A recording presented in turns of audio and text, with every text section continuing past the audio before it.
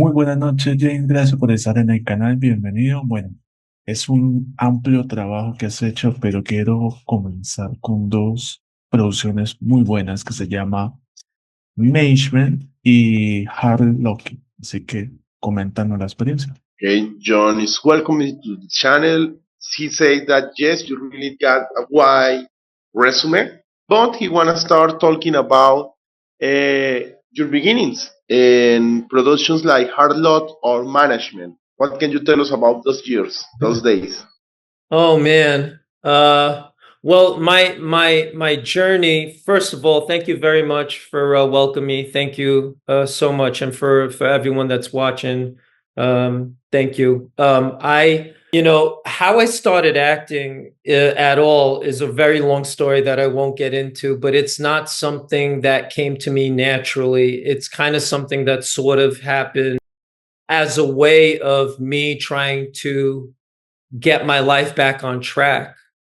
And I went to an acting school. I went to an acting class a long time ago, and then I never pursued it. And then my sister encouraged me after years of just working, any jobs I could find. She encouraged me to do it because she thought I was talented. And that's when I auditioned for the Juilliard School in New York and where I'm from, and I got in, and that's sort of kind of changed my life. So that's the fast version of it. And so early on in my career, I had it completely flipped. Being from a theater school, at the time, this statistically, when I graduated, it was a long time ago. There was only a 2% chance, statistically, that a person of Asian descent could work in film, theater, or television. So going in, I knew that I had a 98% chance of basically not working, but I still had to try. And I thought that the theater world, doing plays on stage, would be more open. And what I found in my career, this is just me, my personal experience, is that it was the reverse. Because in television, someone can change the name of a character and go, oh, let's pick that guy. So you change the last name, or you change the gender. Oh, let's use that guy instead of a girl. Let's make it a guy. Just turn the she's into he's, and then that's it. And it's that arbitrary, right? In the writing for film and television, versus a play that a playwright's written for maybe a decade, and they've written for this very specific, thing, and so you can't change it. So for me, I found on-camera work to be more open to me, and honestly, Andres, and John, if I'm being honest, and if there are any other actors that are out there, this might not sound like a very exciting thing to hear, but in my personal opinion, no matter how talented you may believe that you are or the gifts that you may bring, you still need a tremendous amount of luck. You need to be in the right place in the right time. That's very, very true. And I got lucky. I got really lucky by working on things that with people who were very open and willing to help me to learn, because you coming out of drama school, you're not a finished product, and you learn with each project. So I definitely learned so much from the much more seasoned, experienced actors, but then also what it's like to be on a set, what it's like to work with a director, what all the different technical things mean. And that you can't buy in school. That can only be done with experience. So you got to get lucky enough to have those experiences. But yeah, they were phenomenal experiences. My early experiences in my career were fantastic. I mean, they were a crash course in on-camera acting, and it really set the basis for everything, because I'm much more comfortable now. But in the beginning, I was so scared, and it was because the people were so welcome and opening that I could let my shoulders relax and kind of just focus on the acting part of it. Because in the beginning, it's very tech. It was for me very, very, very technical, right? And then it became less and less and less so. So I know that might sound a little too general, but yeah, I hope that answers something. I know I said a lot. No, it's okay. In fact, before I translate, then I'm thankful with John because in this channel, as you may see, we had interviewed a lot of not only Asian Americans but Asian actors, Yeah. and it's alright for everybody. And not only working on America but in Europe, Yeah. in Asia as usual. But no, that's why we love this space, and I always thank Yeah. John for this. And I will Yep. translate. I will do my best translate. Don't worry. Yeah, no, I got you. You got a tough task. I'm sorry. Uh, I got my method to resume. I think I patented, ok, no.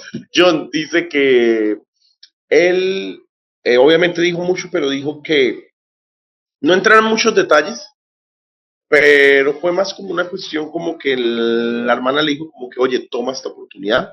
Él estudió drama en Nueva York. Dice que desde que él empezó, tú sabes que hace mucho tiempo, existía un 2% de probabilidades de que un actor de origen asiático tuviera una oportunidad en algún medio. Es muy complejo. Él dice que no sabe cómo sea para los demás, pero que para él fue suerte y que incluso en las pantallas, por eso él dice mucha televisión, recibía, digamos, el trato que él de pronto esperaba recibir en teatro, porque en las pantallas él al principio era asustado y la gente como que le da la bienvenida y eso lo sorprendió, porque en televisión es más probable que alguien escriba un rol para ti en el teatro, ¿no? Que el teatro después dirá, bueno, este rol lo puede hacer, le podemos cambiar el género, la raza y todo. Entonces él dice que para él ha sido suerte. Yo le dije que algo que agradecía del canal es que pues hemos entrevistado a varios actores de Asia, tú sabes, tanto en América como los que hay en Asia, y que para todos es un viaje, o sea, es complejo. Entonces dice, ahí creo que te resumí. Es Y que le verdad. encantaron esas producciones al principio. Oh, Ujú. thank you so much. Ok, hay otro aspecto y es el tema de, bueno, ya roles que son como de tensión, algo más característicos. Está la de Sainz y está la de los que arruinan. Eso es súper buenísimo. Así que, ¿cómo es la experiencia en estos aspectos? I'm happy that John asked you about one of these productions. I saw it in the pandemic and I love it. I think it's like a hidden gem. Yes, it's Lost Girls, but also All Signs of Death. And the question is, yeah, Oh, very man. tenseful. Yeah, tell us. I don't need to ask. You need to answer whatever you want to say about this All production. Signs of Death. Yeah, And All Lost Signs. Girls. And which one? And Lost Girls. Oh, wow. Okay. Oh Yeah, my yeah, God. yeah. Yeah, yeah, yeah, yeah. All right, I'll start with All Signs of Death first. This is it's funny that you mention it because almost no one has seen it. Like I don't even know how you might have seen it because no one in America has really seen it. It was a pilot that we shot oh my gosh, how many years ago now was it? Over a dozen years ago. For HBO, directed by Alan Ball, Alan Ball, when he was at the height of his, and I'm just going to be real with you. To this day, I haven't seen on camera a portrayal of an Asian American family in the history of American cinema or television like the one that I was a part of.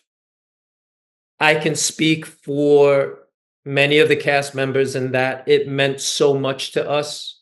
It didn't feel just like a job, but it was one of those very few times where you felt like you were doing something that was important for society, that you were representing so much more than yourself. It was much, much, much more than just an acting job. And even though it didn't end up getting picked up by HBO, the fact that we even made it, I'm so still proud to have been a part of it. And I pray for the day that something like it does make it on the air one day, because there was nothing about our show that was stereotypical, that placated, you know especially in today. I think it's very relevant that a very anti-immigrant, anti people of color sentiment is rampant in the country, and it affects our business as well. And so even more so today, I wish there was a sign like All Signs, a show like All Signs of Death to combat what I feel is a very, very, very dangerous kind of discrimination that is taking hold uh, again in the United States. So that's why All Signs of Death to me as a project will always be something so much more than just an acting project. Um, you know, it was very, let's put it this way. There are very few times as an actor that you get to actually fight for something that you believe in, right? That was one time. And so All Signs of Death to me, for that reason, is one of the things that I'm most proud of.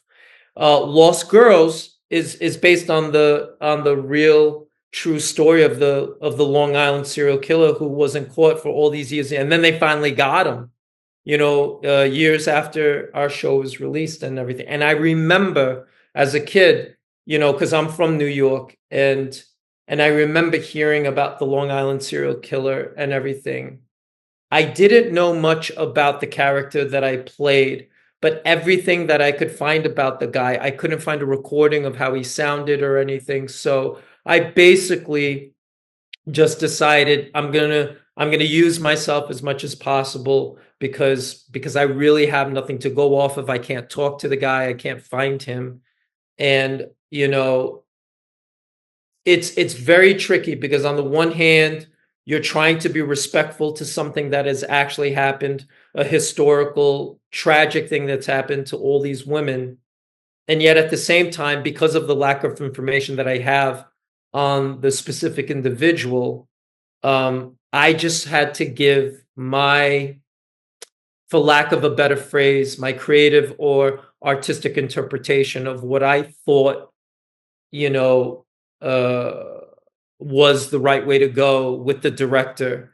And, in the end, I still don't know what actually was in the mind of the character that I played. And I hope there was a tremendous amount of regret, remorse for someone that he did say that was a friend of his and not just someone that he was making money off of. But in this world, again, I don't know. So, if I portrayed him in a light that was uh more positive than he actually was, then I feel bad about it, but I just don't know. And I have to leave that open and I have to let it go, because if I don't know, I can only make my best attempt at it and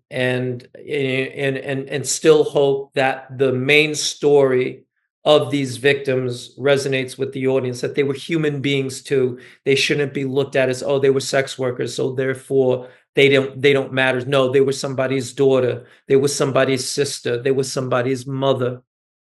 They were someone's baby, and they deserve they deserve an ending to their story. They deserve just as much as anybody, as any other human being. They deserve justice. And I think that was the overall message in Lost Girls. So even though I wasn't playing someone necessarily to be proud of, I was very proud to be a project that shared a message that I absolutely agree in. So yeah, about Lost Girls and All Signs of Death. Again, I'm sorry I get long-winded, Andres, but No, in fact, I'm gonna tell you that when John mentioned a project, he watched it. I don't know why. In fact, I'm gonna ask it yeah, it's where he was. amazing how he John, watched All Signs of Death. I don't know how, because like most people here, because they never released it. HBO never released it, so that I will ask nobody you. saw it.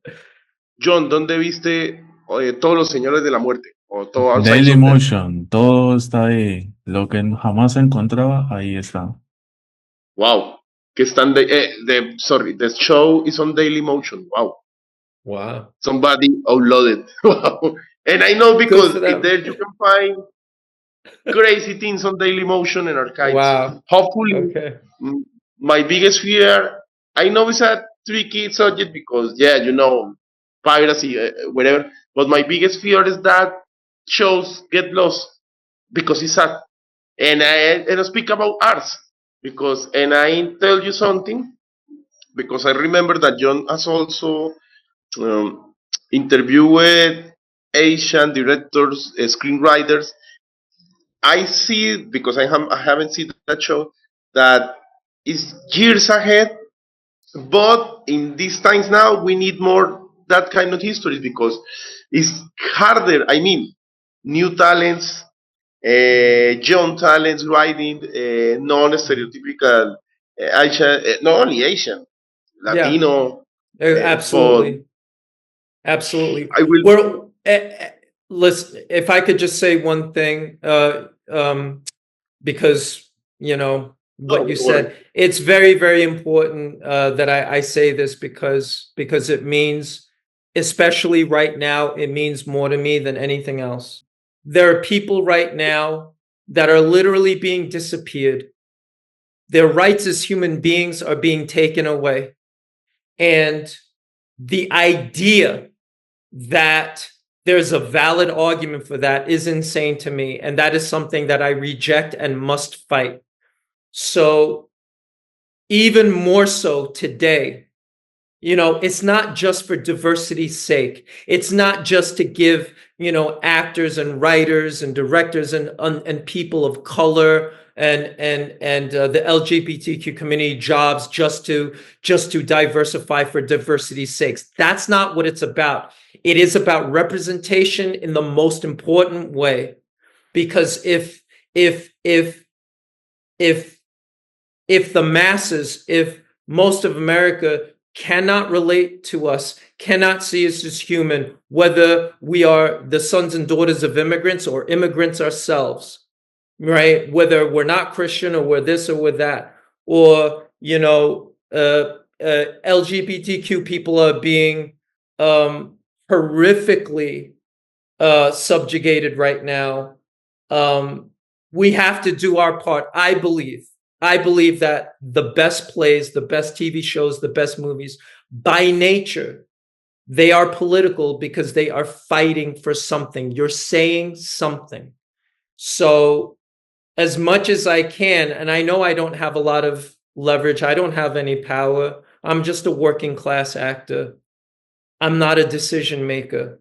But in even my own way, in whatever small way that I can, in whatever I do, I'm trying to reject or fight against any kind of stereotype or anything. And we have to make a stand in whatever way that we can contribute against this xenophobia, against this, we're a nation of immigrants. There's no such thing as an American other than maybe the Native Americans. And yet every single American who is not, you know, of the ethnic majority is being, is questioned right now, or our patriotism, or our, or our right to be citizens is being questioned right now. It's an insane time. And so I think, as artists, as storytellers, we have an obligation in this moment to say something, to do something in through our projects, through what we do. So I encourage anybody who is a writer and a creator to be bold. Don't be scared. Don't be scared into being silenced. Um, there are there's so many more of us, actually, I believe, than there are of the other things. So I'm sorry if I'm not really answering a question there. I'm kind of giving my own statement, but I believe it. I believe it right now so much. Don't worry. Father was telling John that, and because this channel is crazy. It's small, but sometimes get viral. And this type of things is the one that needs to get viral. Not for the likes, not for the, because this channel don't even win money, but for the sake of justice. And I say, as a Colombian, I don't want to get political, but you may hear the news, no? That guy in the biggest share in the States was going to initiate some kind of media war because our president told him, "Hey, respect the immigrants, don't treat them like Absolutely. garbage." And he, no, yes, we're gonna, the aranzels, the more crazy. We're all But immigrants. It's crazy. It's crazy. I don't. It's it's really, really, really, really, mind-boggling, and I reject that narrative entirely. We're all human beings. I don't care whether or not you got a piece of paper or not. A piece of paper doesn't make you a human being. A piece of paper doesn't tell you what rights you should have. You have the rights just because you exist. And I don't I human beings being this cruel to other human beings, I will never understand it. Bueno, también hay que preguntarle acerca sobre dos importantes producciones sobre una es Barry y la otra es Presume Innocent. Uy, men, es una de las mejores que he visto de Apple TV, se lo aseguro. It's all man, I'm right. happy that John asked you about this one. In fact, because I know awards doesn't mean anything, but got Emmy nominations. Oh, Presumed Innocent and Barry. And it's crazy yeah. because I know that Presumed Innocent is a remake, it's a series that is a remake for a movie. I think The Guilty. But no, yes, man, tell us about working because those series are huge. And in fact, I remember a friend that is a fan of the series, and maybe I will get a hi from you, but later. John, Okay. aguanta, pedir un saludo a él Okay. porque Camilo es fan de Barry. Go ahead, man. Okay. Okay. All right. I'll go with Presumed Innocent first. What an incredible experience. What an incredible experience. Loved it, loved it, loved it. I don't think I mean, that cast was just, I couldn't believe it, right? I couldn't believe it. I was pinching myself every day. One of my favorite actors of one of my very favorite actors is Peter Sarsgaard. When I got to work with him, I was like, I was like a kid in a candy factory. I was like, oh, I had to remember myself. And then, like, my character is actually really, really mean towards him, right? So, it was wild. What a wonderful human being. All of them. Jake Gyllenhaal, I have nothing but amazing things to say about him. He I said this in another interview once, but it was so cool because that guy, he cares so much, and for the most part, I've been in really, really positive projects, so don't get me wrong. But sometimes, you get people that are like, they can't wait to go home. They were like, let's just get over and done with it and everything. And Jake was somebody who was like, he wanted every moment to be as good as possible, right? And so it was in it. I loved it. I loved it. I loved it. I loved it. And he gave me a suggestion on the set one time that I hadn't thought of, and it just made the scene work. It like, maybe to the outside it didn't look that different, but on the inside it felt like, wow, this is so much of a better scene. So things like that, I love that. I love that kind of, collaboration, but also inspiration that you get from other actors and everything. And we also improved a lot. There were some things that couldn't be, but then there were some things that were improv on Presumed Innocent. It was an incredible set, an incredible experience. I was super proud to be a part of it. And I did think, now we did take liberties. We really changed some key elements of the story from the novel and the Harrison Ford movie from the 90s, right? Obviously the ending, spoiler, and also who represents Jake and, Jake's character, Rusty, right? But I really, really loved how, you got more of this family dynamic and kind of where we went with the story. I was just so proud to be a part of it because it was so much fun. Now, Barry and Bill, so I can say I've again, most of my career I would say are extremely positive experiences, and I don't really have like much negative things to say about most of the projects that I've been on. Barry is the single greatest experience I've had in my professional career of any kind. I've never been on a set like it. I don't know that I will be. I hope so, though, because it is a blueprint for how work can be. Bill Hader is absolutely, my top two favorite people in the entire business. The way he does things, the way he trusts in people, his kindness, his genuineness. There was never a feeling of, here's this person with power and authority, and you were this little, thing, right? Which can happen sometimes, especially on big projects. But on Barry, it was like a family. I've never seen, I mean, everybody. I'm not talking about just actors. I'm not just talking about the director. Well, in this case, which was almost always Bill, for me. But I'm talking about down to the last crew member, from what I could see, from what I experienced, even down to our background actors, down to our caterers, down to, every last member of the crew was like a family, treated with respect, a true collaborative atmosphere.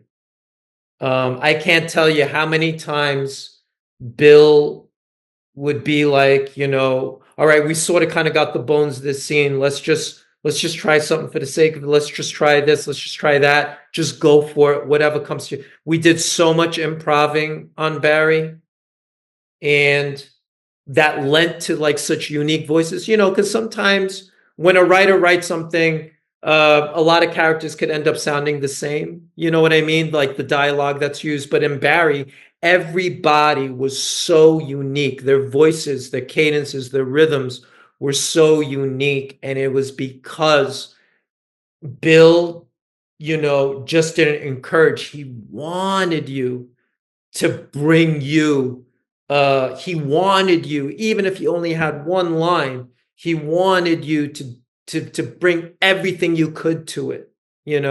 He trusted that everyone was great at their job, so he never micromanaged, and yet you always felt like you were being led in the right direction too. It's so hard to describe how, like, I never use the word perfect, Jhon and Andres, about anything, right? That was about as close to perfect that I could say in terms of people's humanity, their kindness, their compassion, you know, working together as all of us equals, a family atmosphere. I never had so much fun. It's moments like these that you go, my God, we truly have the best job on earth, because you can't believe you're getting paid to do this, right? It's an experience I'll never forget, and that I take with me, and hopefully I bring some of that energy to every project that I'm on, because if every project was like that, oh my goodness, my Lord, Barry was, I'll never forget it. One of the most special experiences I could have ever hoped for. And with that things that is with those sorry characteristics of those people, because not only actors, there are people, is that I feel that they are one of the three of them, Peter, Jay, and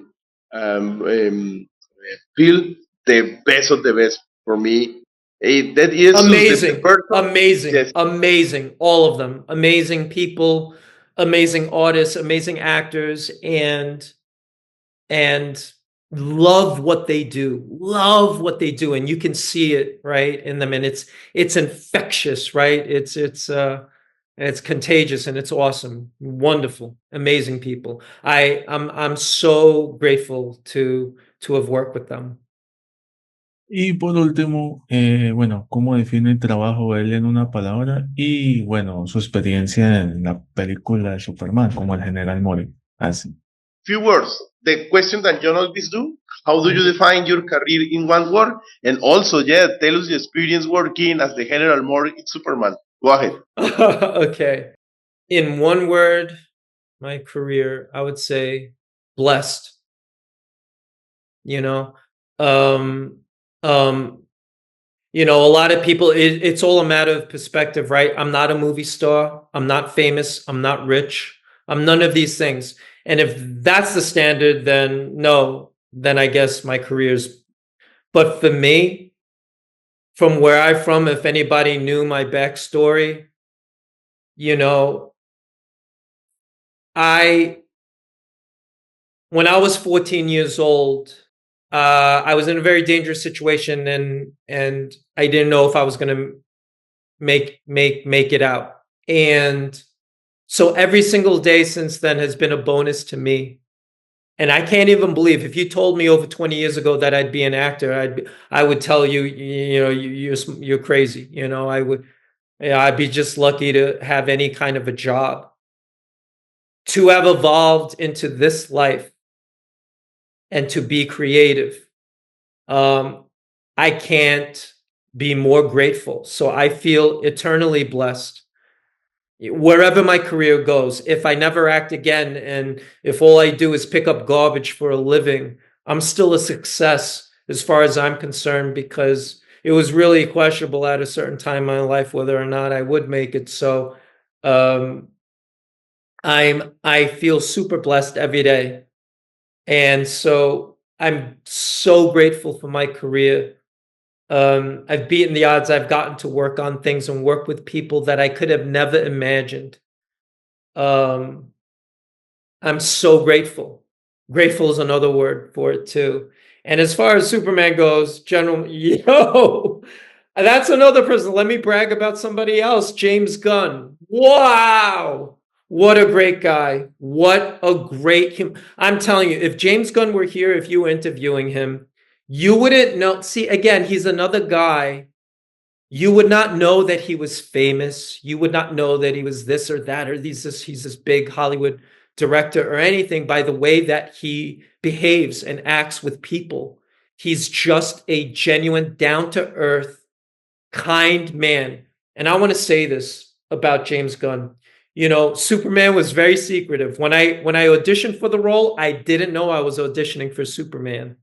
And then when I got the role and they told me it was for Superman, I was like, oh my goodness, right? And even when we shot it, I didn't know like what the rest of the movie looked like because I wasn't given the whole script.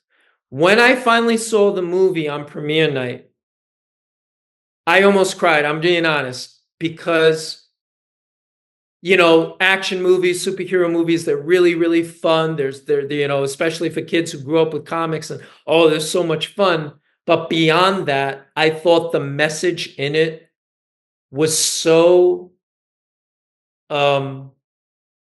obvious and deliberate, and it was a pro-immigrant message that I I was so proud, even though technically my guy is, I guess, against Superman in the story, to be a part of a summer superhero tentpole film that's meant usually just to really entertain. And it does entertain. But what it also does is that it does say something and it makes a stand. And I feel like anybody,